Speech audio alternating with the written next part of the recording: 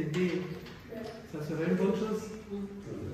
Parce que là, c'est ce qui est important. Il y a plein de femmes qui veulent adhérer, il y a plein de femmes qui veulent venir, qui ont plein de projets, ben, elles attendent que les subventions et la réalisation du restaurant se fassent. Bon, ben, s'il n'y a pas de subvention, on ne demande pas, mais quand même la réalisation, c'est une chose. Voilà. Et ils vont se démerder toutes seules. C'est des vaillantes femmes. Donc, du coup,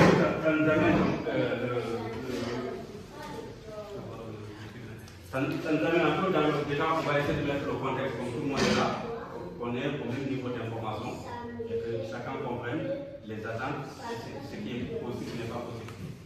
Donc, nous, on a été sollicité par M. Seprani, c'est un contact qui a été pris au mois de juillet 2022. Et donc, avec Yvette, M. Seprani et M. Sec, qui étaient venus au GRDA pour parler de votre projet. Okay. Donc, comme il a dit, c'est lui qui porte ce projet-là au niveau de la ville.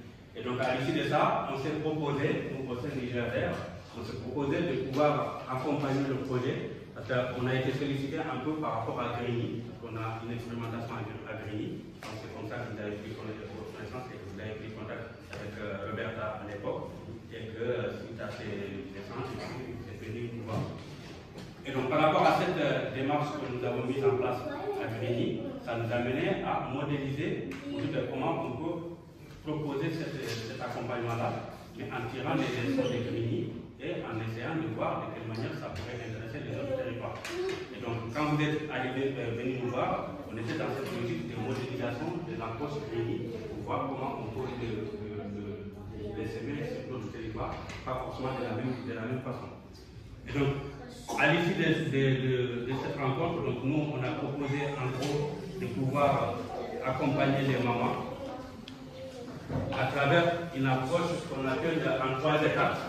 Donc, c'est de faire une étude diagnostique, c'est notre modèle, donc faire un état des lieux des projets des mamans, notamment par rapport au culinaire, pour arriver à identifier les besoins d'accompagnement. Parce qu'il y a le projet, mais il y a aussi les compétences, que ce soit, vous en parlez tout à l'heure à l'arrivée, par rapport aux formations potentielles que vous pouvez proposer.